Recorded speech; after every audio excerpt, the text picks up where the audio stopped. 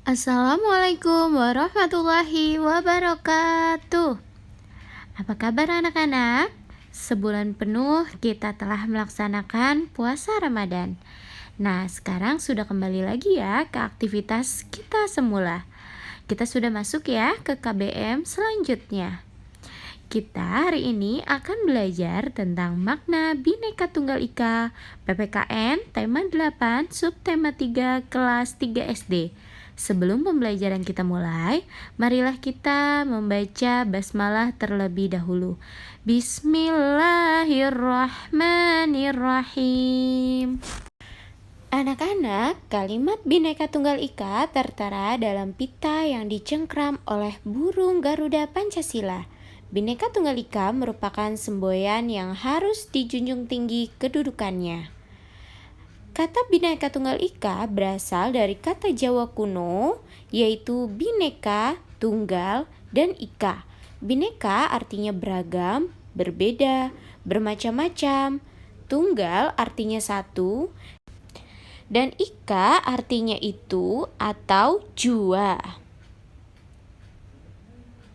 Jadi, semboyan Bhinneka Tunggal Ika dapat diartikan berbeda-beda, tetapi tetap satu jua.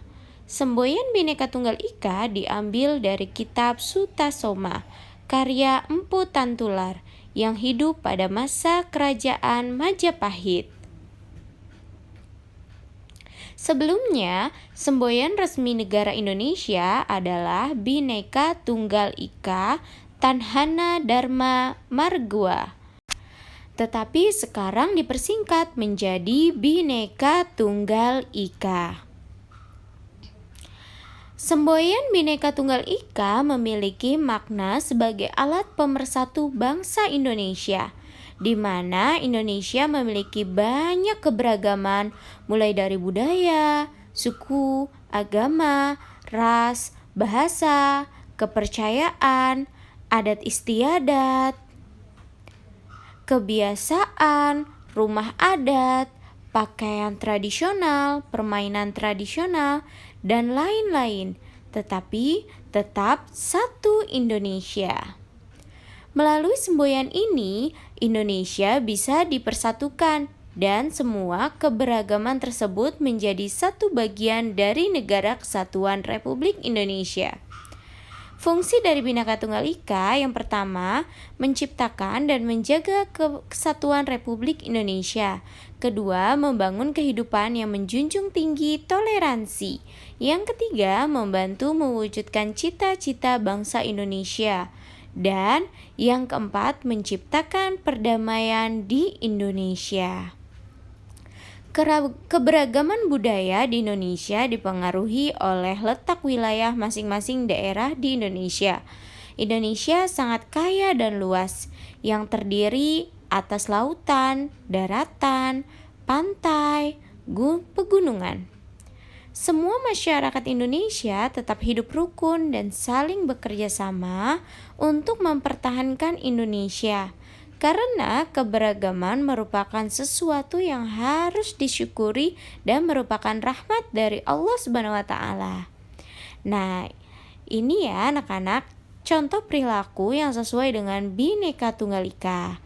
Kita lihat ya, gambar yang pertama, Udin beragama Islam, Edo beragama Kristen Protestan. Udin dan Edo tetap rukun berteman. Udin dan Edo menerima dan menghormati perbedaan. Coba kita lihat kembali gambar yang kedua. Siti berasal dari suku Minang. Dayu berasal dari suku Bali. Siti dan Dayu tetap rukun berteman. Siti dan Dayu menerima dan menghormati perbedaan. Dan coba kita lihat gambar yang ketiga. Beni dan Lani memiliki pendapat yang berbeda saat berdiskusi. Beni dan Lani tetap rukun berteman. Beni dan Lani menerima dan menghormati perbedaan satu dan yang lainnya. Coba kita lihat contoh lainnya. Yang pertama, tidak memandang orang lain rendah daripada diri kita. Mementingkan kepentingan bersama di atas kepentingan pribadi. 3. Memiliki sikap saling toleransi, saling menghormati, saling mencintai, saling menyayangi antar sesama. 4. Tidak mencari kemenangan untuk diri sendiri. 5. Selalu melakukan musyawarah dalam mengambil keputusan bersama. Nah, kira-kira mana perilaku yang sudah kamu terapkan? Yang keenam ada lagi, rela berkorban untuk kebaikan. Dan yang ketujuh, hidup rukun dan damai di tengah perbedaan. Dan lain sebagainya. Banyak sekali ya anak-anak.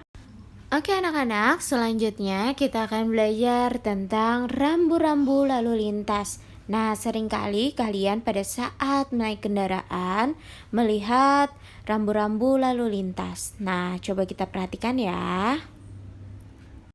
Ada yang tahu tidak pengertian lalu lintas? Rambu lalu lintas bagian dari perlengkapan jalan yang terdiri dari lambang, huruf, angka, dan kalimat yang digunakan untuk memberikan peringatan, larangan, perintah, dan petunjuk bagi pengguna jalan. Nah, selanjutnya rambu lalu lintas dipasang bertujuan untuk menjaga keamanan dan keselamatan pengguna jalan. Anak-anak harus berhati-hati ya dan selalu melihat rambu-rambu lalu lintas ketika kalian mengendarai kendaraan. Dan selanjutnya, ternyata ada aturan loh dalam berlalu lintas. Semua pengendara harus memiliki SIM, yaitu surat izin mengemudi, dan mematuhi peraturan lalu lintas serta berjalan di sebelah kiri jalan agar terjaga keselamatannya. Ya, biasanya di jalan ada trotoar. Nah, di sini ada rambu-rambu lalu lintas, yaitu yang pertama fungsinya memberikan informasi tentang kondisi jalan, yang kedua memberikan informasi tentang keadaan lalu lintas, mendukung keselamatan berlalu lintas, dan keempat memberikan informasi tentang perbaikan jalan. Jenis-jenis rambu lalu lintas yang pertama ada rambu peringatan, rambu larangan, rambu perintah, dan rambu petunjuk. Apa sih pengertian dari rambu-rambu lalu lintas tersebut, jenis-jenisnya, dan bagaimana ya bentuknya? Yuk kita simak video berikut ini. Rambu peringatan yaitu rambu yang digunakan untuk memberikan peringatan kemungkinan adanya bahaya dalam perjalanan. Cirinya yaitu yang pertama, berwarna kuning dasar, warna garis tepinya hitam, dan warna tulisannya juga hitam ya. Contoh dari rambu peringatan. Nah, di sini ada lampu lalu lintas. Merah artinya berhenti, kuning artinya berhati-hati, dan hijau kendaraan boleh berjalan. Dan ini ya contoh lain dari rambu-rambu peringatan. Kalian bisa pause dulu lalu kalian lihat dan kalian baca.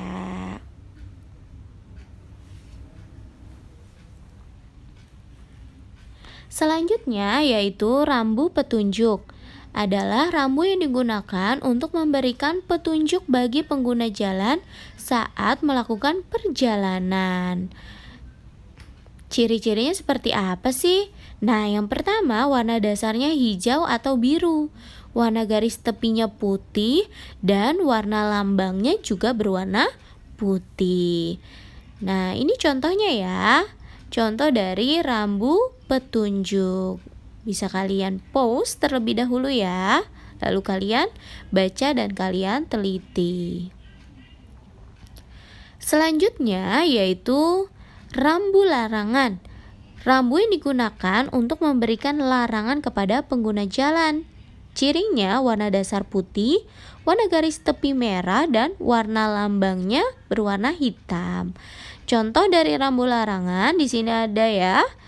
Larang berhenti, dilarang parkir, dilarang masuk, dilarang berbelok kiri. Yang terakhir yaitu rambu perintah. Rambu yang digunakan untuk menyatakan perintah yang wajib digunakan oleh pengguna jalan. Cirinya warna dasar biru, warna garis tepi putih, warna lambangnya juga putih. Contohnya bisa kita lihat di sini rambu perintah ya. Bisa kalian pause terlebih dahulu lalu kalian cermati. Oke anak-anak, sampai di sini dulu ya pembelajaran kita hari ini. Marilah kita akhiri dengan pembacaan hamdalah. Alhamdulillahi rabbil alamin. Terima kasih telah menonton video Ibu hari ini. Tetap jaga kesehatan kalian ya. Tetap semangat dan tetap belajar di rumah saja. Wassalamualaikum warahmatullahi wabarakatuh.